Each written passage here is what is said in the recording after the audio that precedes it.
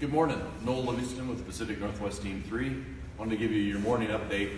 I'll start with the message we talked to the firefighters about this morning.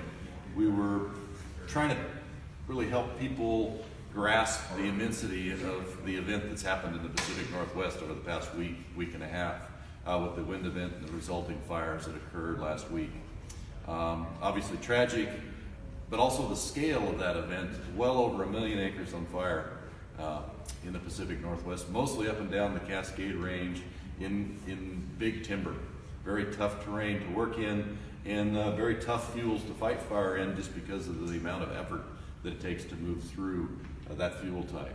So painting that picture, I think, is important for the firefighter to understand how our strategies and tactics come together and to think about the fact that this is almost a 200,000 acre fire.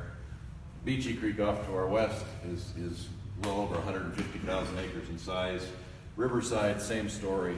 All of these fires together are immense. And if you think about the perimeter on all of that, we're not going to get containment on all of these fires, not before the snow flies. And so our focus has been on protecting the communities at risk, protecting the values at risk, whether that's natural resources, whether that's private land with timber values, whether that's a community. Those things are going to continue to be our focus as we continue to deal with these 3 fires and then the multiple others up and down the Cascade Range. And as we reach objectives that take values at risk really out of play in terms of a concern perspective, we're going to move resources somewhere else. Typically, as firemen, we'll then move on to that next piece for containment. But in this picture, it may not look like that if we've reduced that value, that risk to a point that value is protected. So we just want you to think about that. This will not have a black line all the way around it in terms of containment when we're done here. Relative to how we're doing on the fire, we're making very good progress. The weather is moderating a little bit, and the firefighters have just done an outstanding job of getting out in front of this incident, getting some containment, getting an anchor point, and getting things stopped. So that came together just about perfectly. And over the next couple of days, we're probably going to see some precipitation. It won't put out a big timber fire, but it's going to slow things down and give us time to work on it. Going around the fire real quick, up in branch 1, our northeast corner, you can see our burnout operation here and the fire spread that came to it. This was an outstanding move, gives us a good secure anchor on the corner, and takes that risk down significantly to the communities that are further to the east. We'll continue to hold, mop up, patrol, and start to ensure we have containment on this eastern flank. That's all going well. No issues today. Our focus again will be in here to make sure that is well secured. Coming around the east side, patrol, mop up, all's going well. You see the black line. If you can see that level of detail, that means we have contained that edge.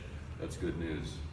We're continuing to work on some contingency lines down behind Camp Sherman, just in case we have some issues there. If fire were to try to come off the shoulders of Mount Jefferson later. But right now, no immediate threat, just getting that ready to go just in case. On the west side of the fire, we've made some very good progress. We do have a containment line that we put in from Highway 22 up toward the shoulder of Mount Jefferson and some old burn scars.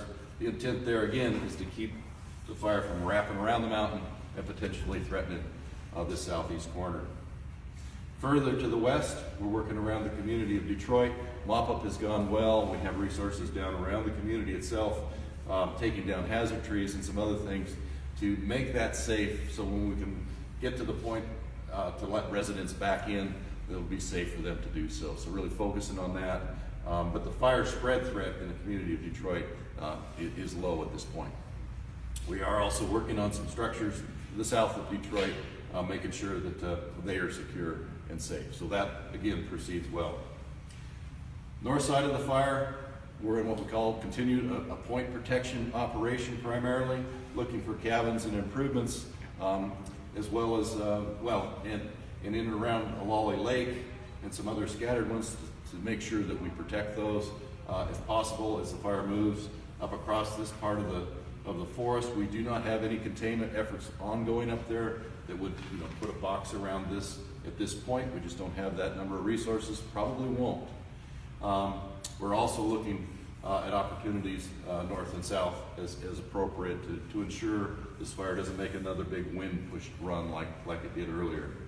And then back around to the northeast corner, we have some indirect lines that we're finishing up, and we're looking at some ways to maybe tighten up some fire edge so that we don't lose those natural resource values in the future. So a good day on the fire is planned. Mother Nature's going to help us out over the next couple of days. We're looking forward to that. The firefighters are just doing some outstanding work for you. Thank you very much, and we'll talk to you tomorrow.